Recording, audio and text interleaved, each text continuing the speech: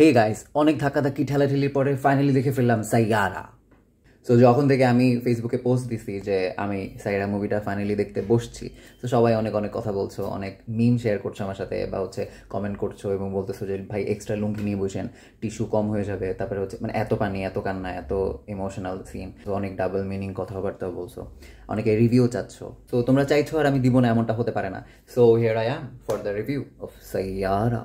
Trust me guys, অনেক কেঁদেছি, অনেক। এই যে নতুন টিস্যু বক্সও নিয়েছি যাতে করে কাঁদছি। কান্না করেছি কারণ স্টোরিটা কান্না করার ছিল, স্টোরিটা বিশ্বাসযোগ্য ছিল এবং রিয়েল ছিল।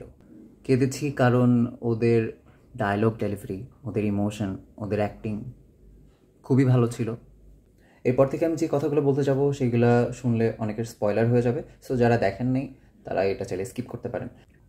কাহিনীর একটা পর্যায়ে গিয়ে নায়িকার এমন একটা রোগ ধরা পড়ে যে সে সব কিছু ভুলে যেতে শুরু করে।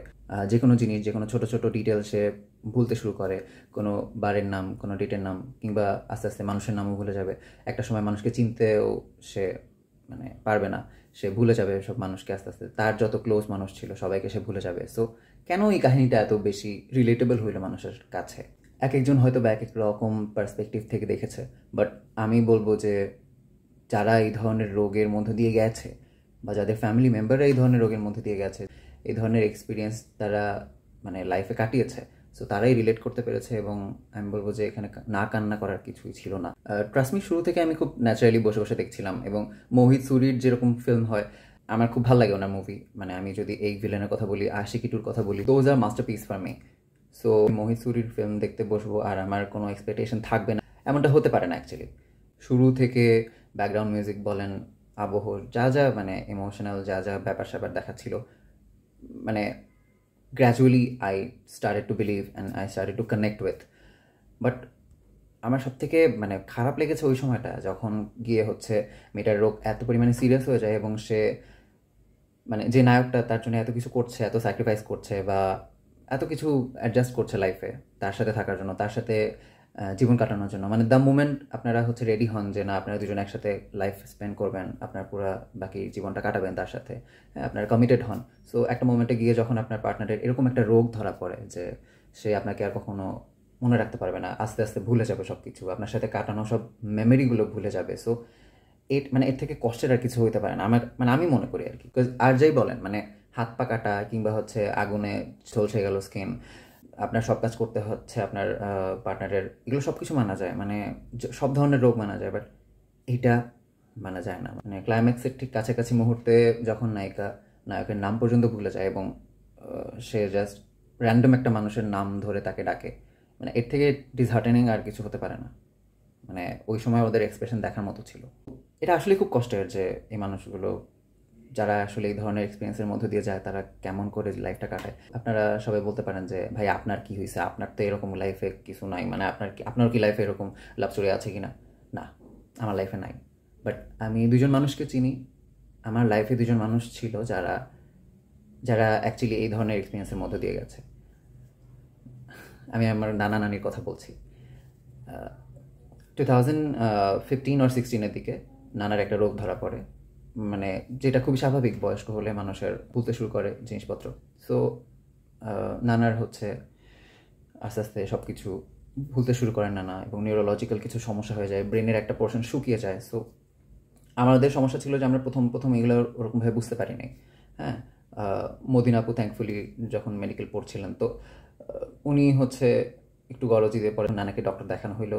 তো ইট ওয়াজ অলমোস্ট লেট, যে এখন আর কি ওষুধপাতি দিয়েও ওরকম কোনো ইমপ্রুভমেন্টের দিকে যাওয়া যাবে না। সো এটা শুনে আমরা খুবই শকড, এবং আমরা খুব অবাক, কারণ নানা একটা মানুষ, 7টা মেয়েকে ওনারা মানুষ করেছেন, নানা নানি দুজনেই লাইফে এত স্যাক্রিফাইস করেছেন, এত কিছু দেখেছেন, এবং খেয়ে হোক না খেয়ে হোক মেয়েগুলোকে মানুষ করেছেন। কোনো ভাই নাই, আমাদের খালাদের কোনো ভাই নাই। সো নানা একা একজন মানুষ সব কিছু করে গেছেন।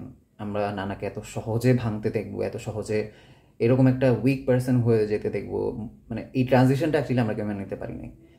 উনি খুবই স্ট্রেট ফরওয়ার্ড, উনি খুবই শক্তিশালী একজন মানুষ, মানসিক দিক থেকে, শারীরিক দিক থেকে একা হাতে সব কিছু করতেন, হেঁটে হেঁটে বাজারে যেতেন, এত কিছু নিয়ে উনি একা একা হেঁটে হেঁটেই আসতেন।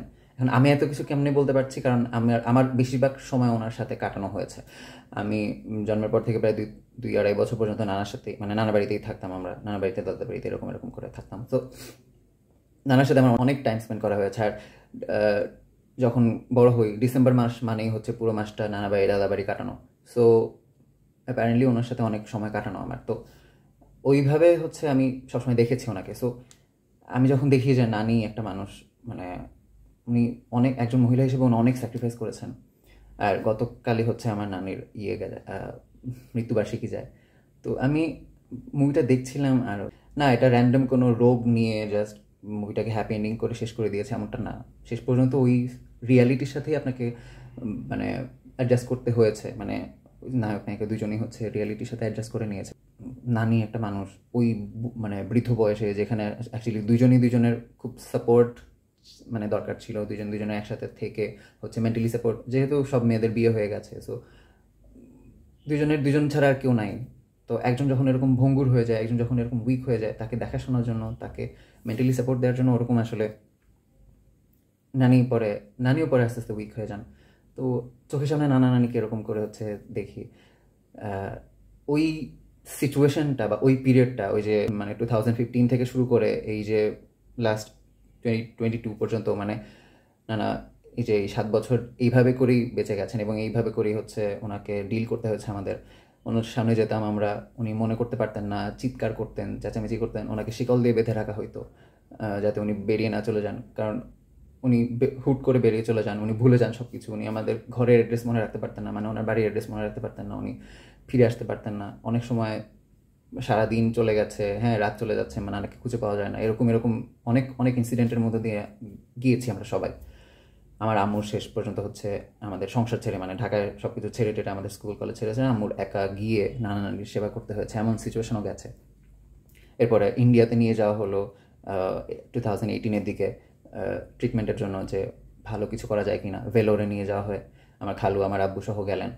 তো ওখানে গিয়ে আরও ডিজাস্টার অবস্থা, ওখানে গিয়ে নানা হারিয়ে যান, লিটারেলি হারিয়ে যান, এবং প্রায় সারাটা দিন নানাকে কোথাও খুঁজে পাওয়া যায় না। পরের দিন নানাকে একটা খুবই দূরবর্তী একটা জায়গায়, একটা র্যান্ডম রেল স্টেশনের জায়গায় খুঁজে পাওয়া যায়, মানে হসপিটাল থেকে অনেক অনেক দূরে। সো মানে এই যে ব্যাপারগুলো হচ্ছে, আরও অনেক কাহিনী আছে, অনেক ঘটনা আছে। তো এইগুলো যখন আমি চিন্তা করছিলাম, আমার মাথায় আসছিল, অনেক বছর পরে এগুলো আবার রিকল করছিলাম, তো মানে কান্না ছাড়া আমার কাছে আর কিছু আসছিল না বারবার।